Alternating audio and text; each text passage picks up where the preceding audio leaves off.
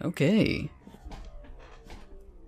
Hello there, my name is PsychicSploob, and today I'm going to be doing something a little bit different. I've wanted to make daily content for a while, talk about interesting topics, and expand my vocabulary, and I figured reviewing articles would be a good way of doing that. What better place to start than with a Vox article? With writers as pretentious as the ones housed here, I'm sure to expand my vocabulary, even if it is words that I'll never use, words no human being should ever use, especially if you want people to understand you. Anyway, sit back, relax, let's have a discussion, maybe learn something, or maybe not at all. The article we're engaging in was actually published yesterday, August 21st, 2018, by David Roberts. It's called The Radical Moral Implications of Luck in Human Life. Acknowledging the role of luck is the secular equivalent of religious awakening.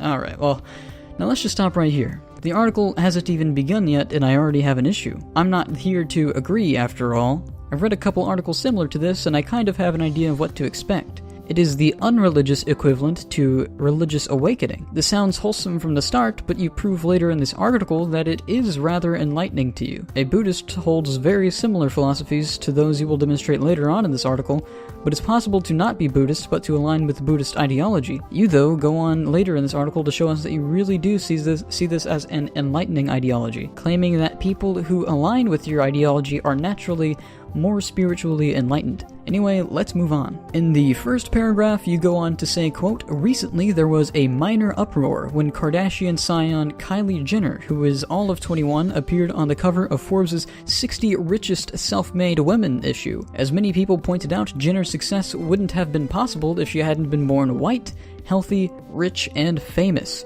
She built a successful cosmetics company, not just with hard work, but on a towering foundation of good luck." I actually remember Kylie Jenner, but for different reasons. I remember hearing how she had a net worth of 900 million buckos, and someone started a GoFundMe to make her the youngest ever self-made billionaire. It was obviously a troll, but the dude got $2,188. His username was Fat Jew, and in the description was, "I don't want to live in a world where Kylie Jenner doesn't have $1 billion. But back to what you were saying, David. You say her success would have been impossible if she hadn't been born white, healthy, rich, and famous. I agree with 3/4 of that statement. What does her being white have to do with anything? Maybe if you had said female instead of white, I'd agree with you. Your odds of wanting to make a cosmetics company plummet when you're born a man. I have my suspicions, though. Thinking from the perspective of a progressive Vox writer, it's much easier to be racist against white people than to acknowledge a difference in gender. 2018, guys. Also, I'm glad you acknowledged that if she hadn't inputted hard work, then she would have never been successful. A lot of people attribute success totally to luck when they want to put down other people's accomplishments. You go on to say, around the same time, there was another minor uproar when Refinery 29, I don't know who that is, published A Week in New York City on $25 an hour, an online diary by someone whose rent and bills are paid for by their parents. It turned out $25 an hour goes a lot further if you have no expenses. These episodes illustrate what seems to be one of the more enduring themes of our age: socially dominant groups, recipients of a myriad of unearned advantages, willfully refusing to acknowledge them despite persistent efforts from socially disadvantaged groups. This is not a new theme. Of course, it waxes and wanes with circumstance, but after a multi-decade rise in inequality, it has come roaring back to the foreground. Socially dominant groups, and recipients of a myriad of unearned advantages, willfully refusing to acknowledge the luck they possess. I'm assuming you mean straight white males with their white privilege. Well, where do I even start?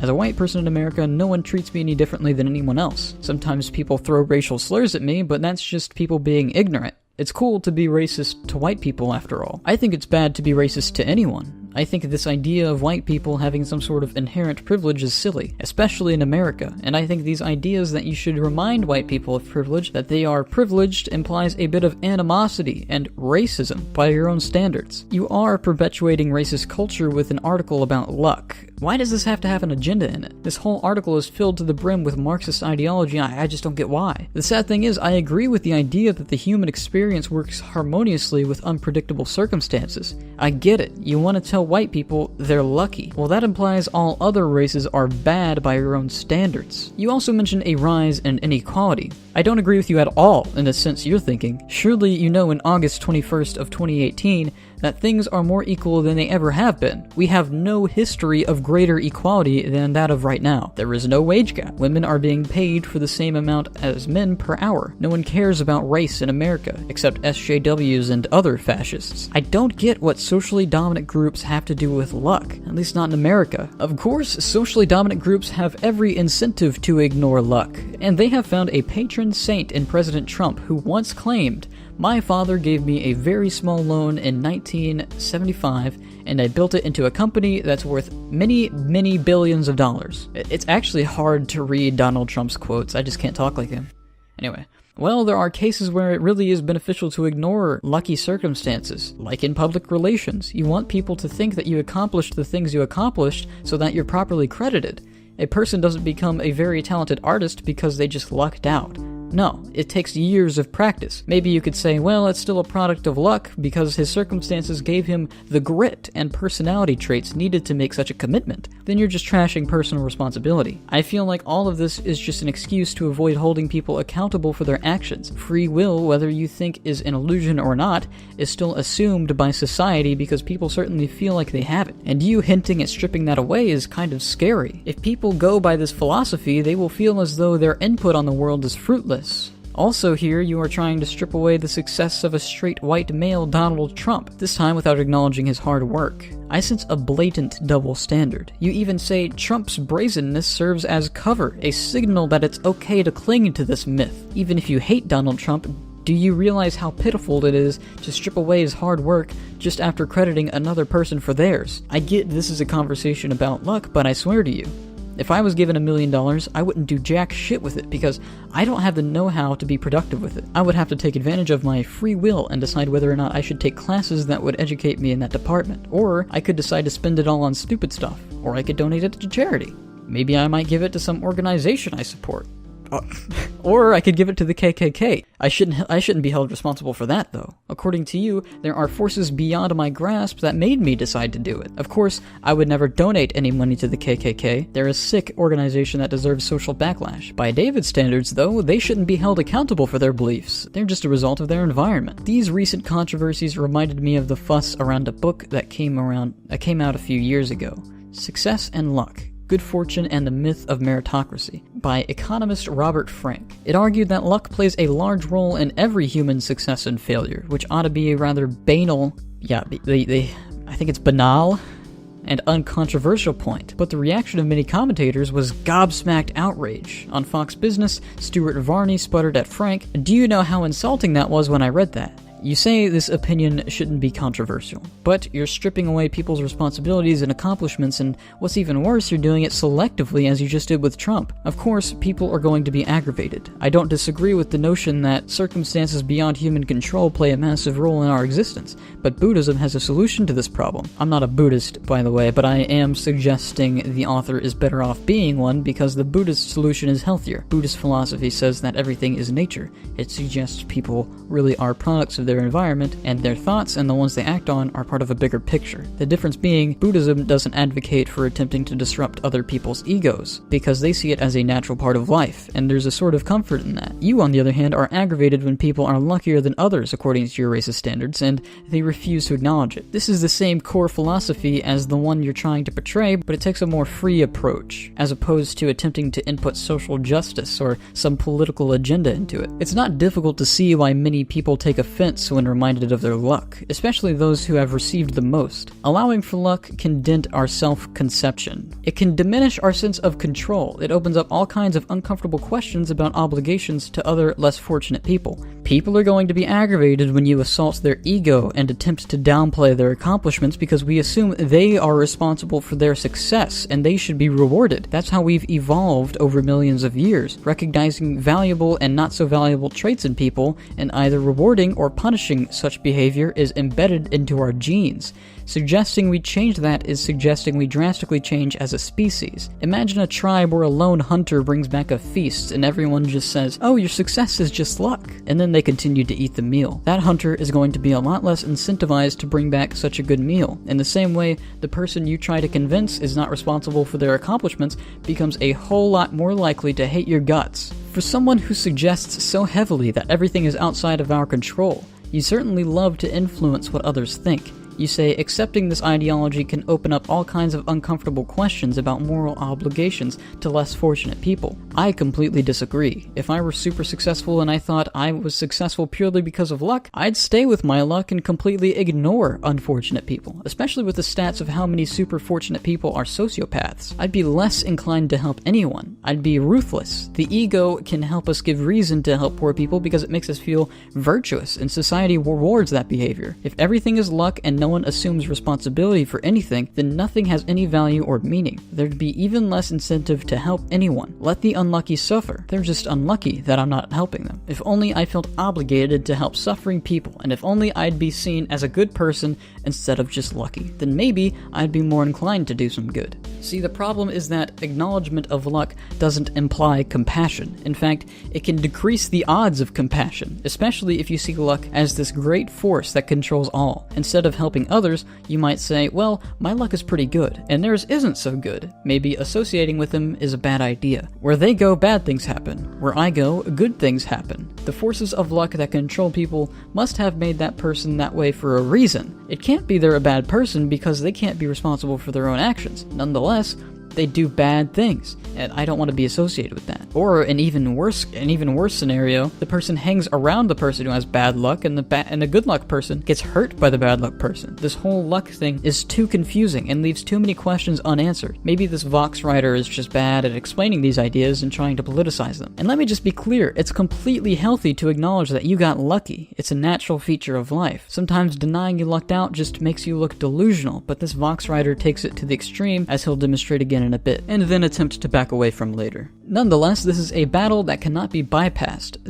What does that mean? There can be no ceasefire. Individually coming to terms with luck is the secular equivalent of religious awakening, the first step in building any coherent universalist moral perspective. Socially acknowledging the role of luck lays a moral foundation for humane economic housing and carceral policy. You heard it here first. Saying you got lucky is a religious awakening. And as I demonstrated earlier, no, it does not lay the foundation for a better society. It deconstructs the idea of personal responsibility and could even incentivize people to do bad things. That's because it invites a brooding mentality. For example, a man grows up in an abusive family and develops a hateful, nihilistic attitude. He's thinking about hurting someone. He does some self-reflecting. He hears about this ideology. Instead of not hurting anyone, he deems himself just unlucky and a product of his environment. And in some weird, sick way, it empowers him to act as a person who grows up in those circumstances. So he does what a person in his situation would do according to him. He attacks someone instead of deciding he's better than that. Building a more compassionate society means reminding ourselves of luck and the gratitude of obligations it entails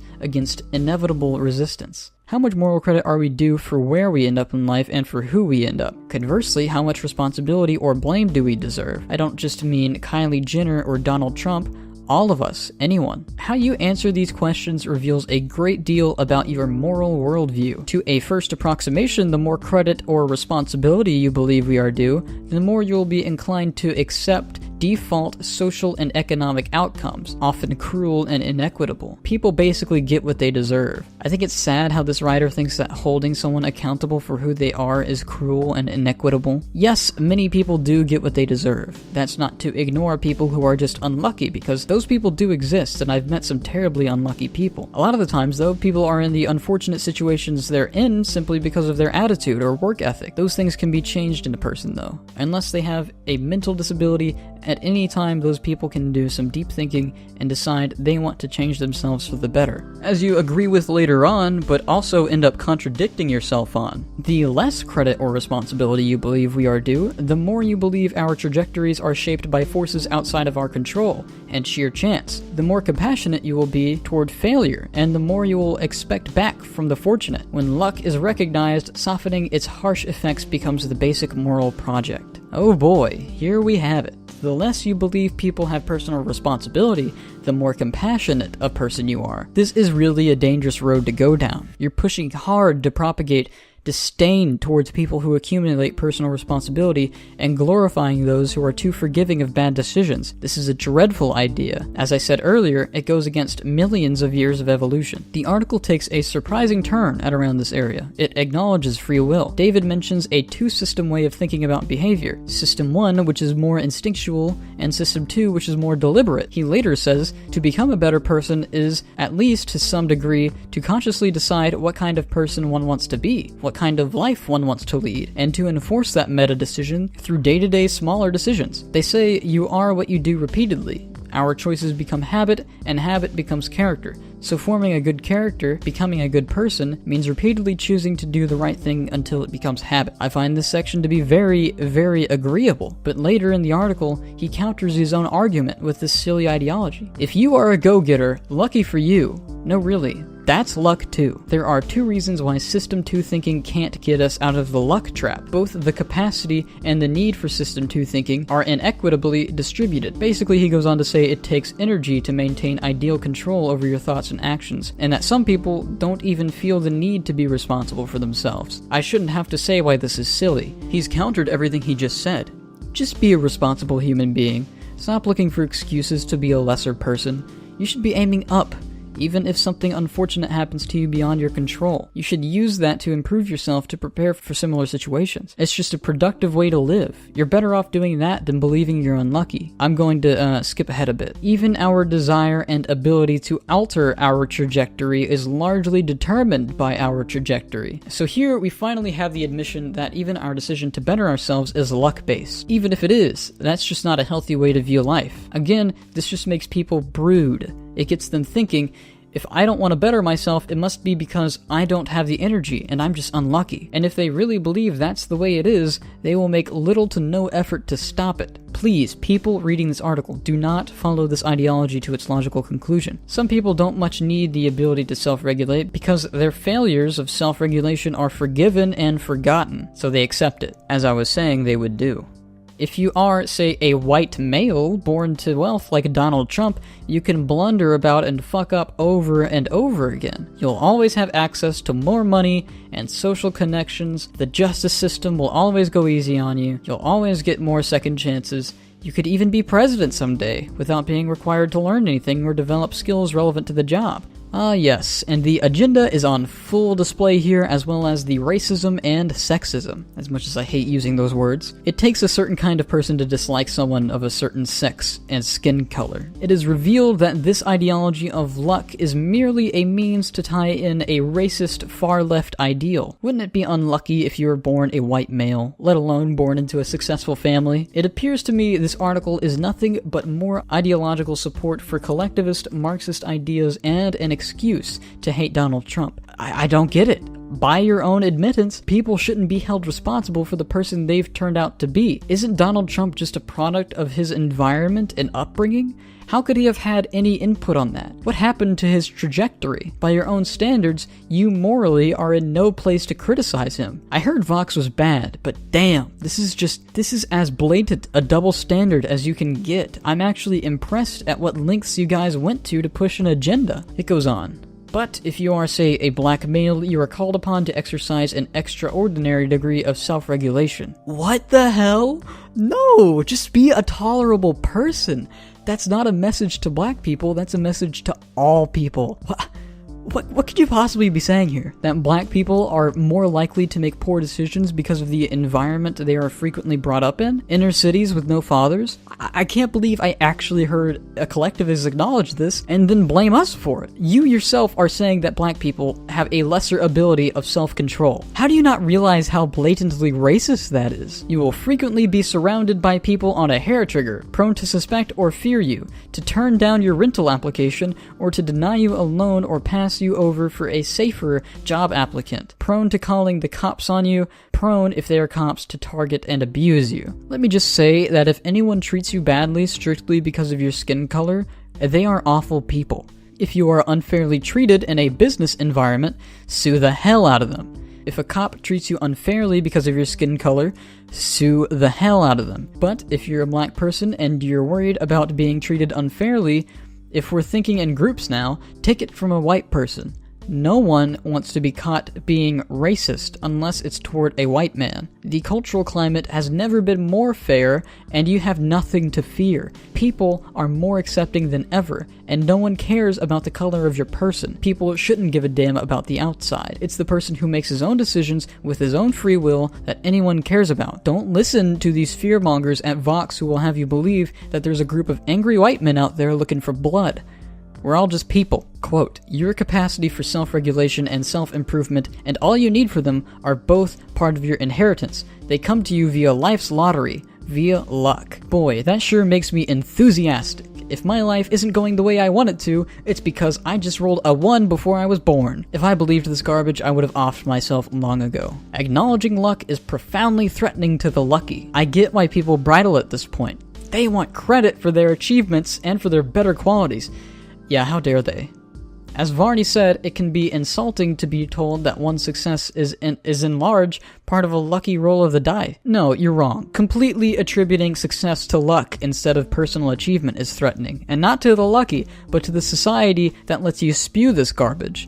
Society would collapse if they followed your religion and ditched personal value, which is what you're advocating for, whether you want to accept that or not. Because if you believed that everyone was just a product of their environment, then how could you punish them for it? You can't sit here and try to tell me that isn't what you're trying to say. You go on. Of course, people aren't nearly as eager to take credit for their failures and flaws. Psychologists have shown that all humans are subject to fundamental attribution error. When we assess others, we tend to attribute success to circumstance and failure to character. And when we assess our own lives, it's the opposite. Everyone's relationship with luck is somewhat self-interested and opportunistic. This is true to a degree. Saying your failures were because of luck is a social thing. We do that so we don't have to take responsibility for our own wrongdoings. I don't agree with it. It's like pleading insanity. Our success and failures are our own responsibilities that we should hold ourselves accountable for if there was some way you could have prevented it. Unless it truly was just totally luck-based. I'm going to skip the next couple paragraphs because he pretty much says the same stuff on repeat. Quote, and the more one benefits from life's lottery, the greater the incentives to deny it. As a class, the lucky have every political incentive to frame social and economic outcomes as a reflective of a natural order. Life's winners have been telling stories about why they're special since civilization began. Yeah, and that's how it should be. You having the audacity to want to change that is outrageous. Have you never considered the people who are winners because of the things they personally accomplished? I just don't get why collectivists hate individualism so much. Well, I guess it makes sense considering both are polar opposites. Also, I love listening to collectivists. He just described being lucky as a class of people, implying further that successful people are just lucky.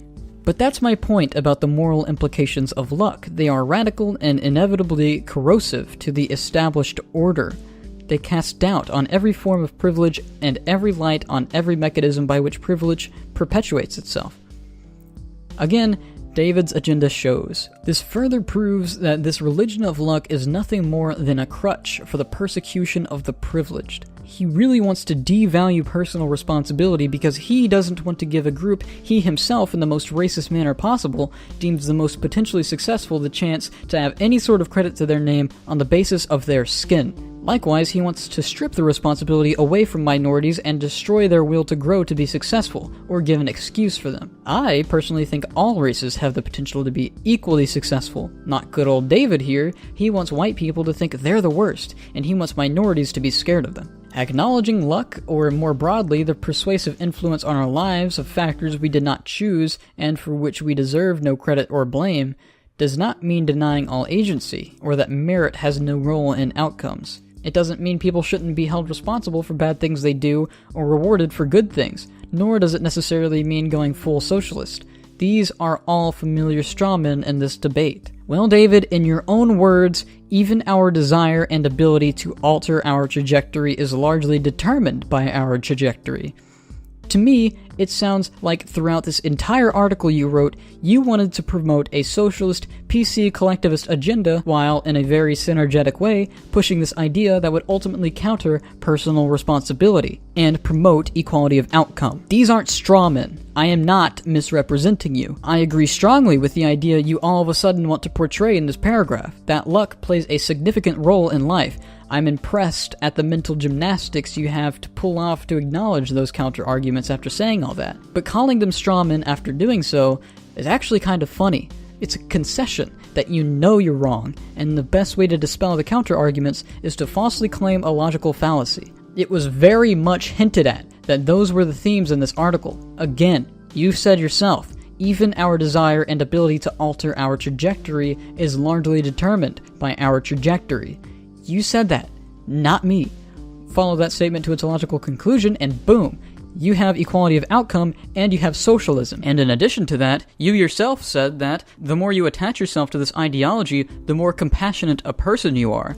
You didn't mention to what extreme that would no longer apply. How you can sit there and claim strawman is baffling to me. You say, no, it just means that no one deserves hunger, homelessness, ill health, or subjugation, and ultimately, no one deserves giant fortunes either. All such outcomes involve a large portion of luck. Well, I have to agree with you. No one deserves anything, at all. Whether or not someone deserves something is purely subjective. I agree with this whole section here. You go on to glorify capitalism at the very end of this article, the part that no casual reader will read, and you become very agreeable, if only for a moment. The promise of great financial rewards spurs risk-taking, market competition, and innovation. Markets properly regulated are a socially healthy form of gambling. It's a bit more complicated than gambling, but there's also no reason to allow hunger, homelessness, ill health, or subjugation. And there's no reason we shouldn't ask everyone, especially those who have benefited most from luck, from being born a certain place, a certain color, to a certain people in a certain economic bracket, sent to certain schools, introduced to certain people, to chip in and help those upon whom life's lottery bestowed fewer gifts.